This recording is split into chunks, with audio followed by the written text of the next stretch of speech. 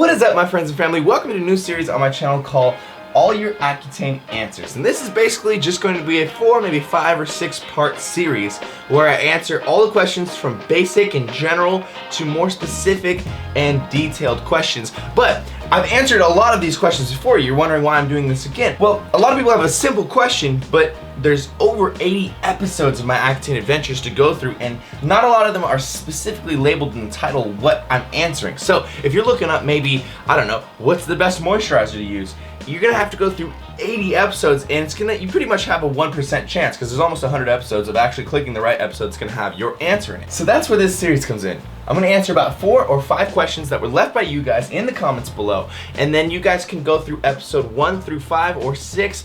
From now to 40 years from now, people can come back to this series, look through all these basic and common asked questions that people are asking all the time. I'm gonna make sure I'm answering the ones that people ask all the time, because those are the ones that are obviously demanded to be answered, and hopefully this is going to serve as a good resource for people in the future to find information and find anecdotal advice about Accutane. So let's begin. So first question, can you take creatine while you're on Accutane?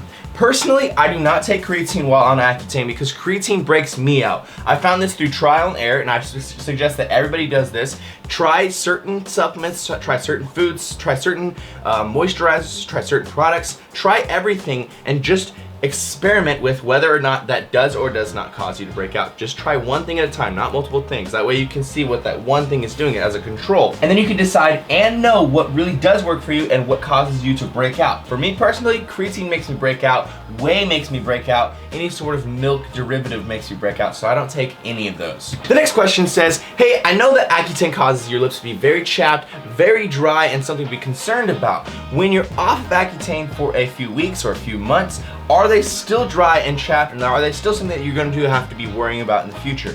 Now, everyone's case is going to be different. Some people will continue having dry, chapped lips for months to come, maybe years to come. Some people have even said that, you know, multiple years later, they're still dealing with some of the side effects.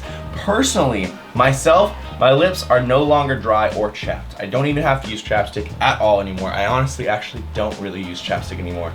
But, I mean, you can go back in the middle of my journey and they were severely chapped to the point that I was having cracks come out of my lips and into my face. I was having like pieces of skin that would break off in the middle of the night, and I'd wake up to like little blood, kind of like little sores or whatever. And now they're like completely, I mean, come on, look at this.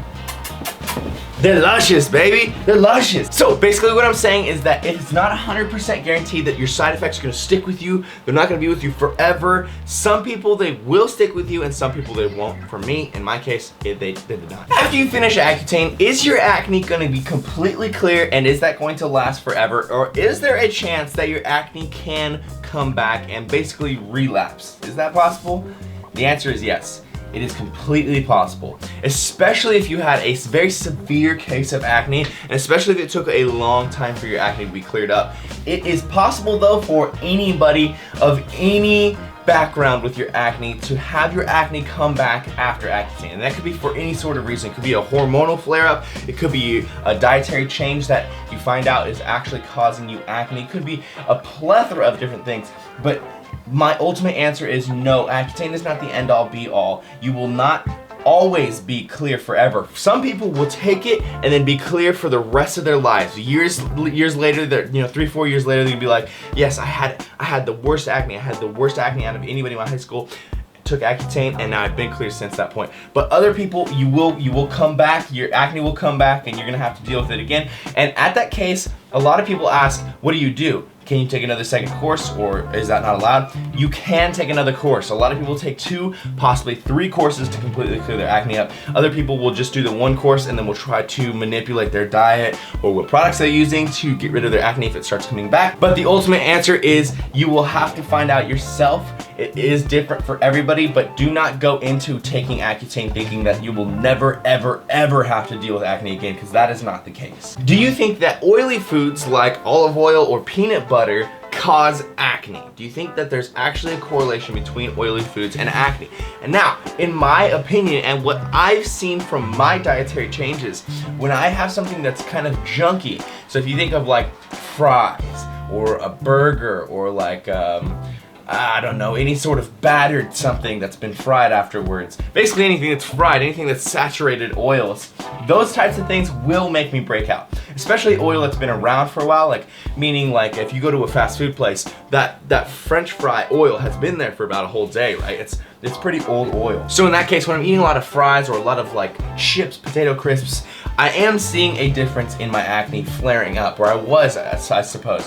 I don't really eat dirty that often, so I don't really have to see that. I don't really know if that I ate some fries right now, if it would break me out or not, because I just don't eat dirty that often. But in my specific case, the dirtier foods and oils are the ones that break me out. But things like peanut butter, things like olive oil, things like that really don't break me out that much. Honestly, I don't even see a difference at all. Do remember that everybody's body does need some fats to run itself, to run your endocrine system, to keep your body moving. So it's not like all fats cause acne, but there are specific different types of fats and different sources from different foods that will break some people out and will not break other people out. Experimentation is key, my friends. Does the sun cause your acne to go away, or does it cause more zits to pop up? What's the answer? What's the science behind it? Well, in my specific case, the sun actually does not make me break out. It doesn't help me break out less. If I'm in the sun for a long time though, like if I'm gonna go an entire day going in a building and then back out in the sun and then back in and then back out in the sun, I'm seeing a lot of sun, I will see an increase in the amount of oil production in my face, as well as a lot of blackheads. Not necessarily for whatever reason, not necessarily as many whiteheads pop up when I get sweaty and a lot of sun is received on my face. More so it's blackheads. I'm not really sure why that is. One of the things that does happen when you are in the sun is your face, when it's receiving direct sunlight for a long period of time, it's going to release more sebum oil, more sebum from your glands, which basically is the stuff that, if you have a clogged pore, is building up behind that clogged pore and then causing a whitehead or a blackhead if it's not able to be popped and drained. That is what happens when you're in the sun. For some people, that will cause you to clog your pores and break out more. For some people, it doesn't really matter if you produce more oil, as long as your pores are freely flowing. You're just gonna have a wetter face, you're gonna have an oilier face, you're gonna go home and wipe it off or wash it off in the shower. The other thing that will happen, I'm pretty sure, I'm not honestly 100% on the science of this one, but I'm pretty sure when you're in the sun, your body produces more collagen because your skin cells are being somewhat damaged. And I believe that this collagen can actually, and don't quote me on this, I'm not entirely sure, I'm pretty sure I read this somewhere, but I'm pretty sure the collagen that's produced when you're in the sun can clog your pores and cause you to break out. Again, not something that happens for every single person. It's not the end-all be-all answer, 100% true. But for each person, you have to experiment and see what works for you. Now, what I will suggest is when you are going in the sun, please wear sunblock. It's gonna help so much, but make sure that you get one that says non-comedogenic. There are some that are for your body that shouldn't be used on your face, and a lot of people would just overlook that and continue rubbing everywhere.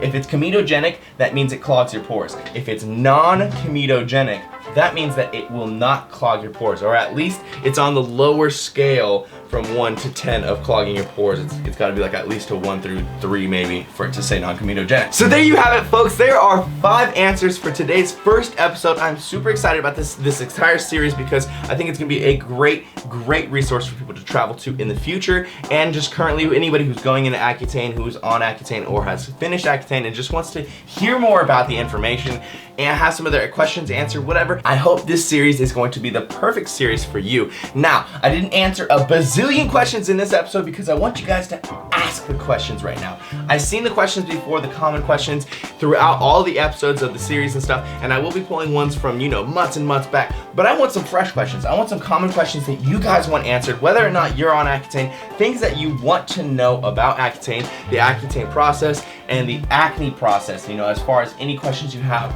on acne itself, regardless of Accutane. So please, leave those in the comments below. The next episode I record will feature many questions from the comments of this video, and I believe that will be in 2 weeks. I think we might do this every 2 weeks. That way we can spread this over a few months, and that way people who aren't really interested in the Accutane series can kind of get away from it and see a motivational video on the other Mondays of the month. If you guys did enjoy this video, if you thought it was useful, please help it get out to other people by giving it a thumbs up. That's gonna help it rank up higher so other people can see it. Leave me a question below or just some feedback below. That's always great for me to know what you guys are thinking. And subscribe if you're not subscribed already. Share this on your Facebook so other friends can see it.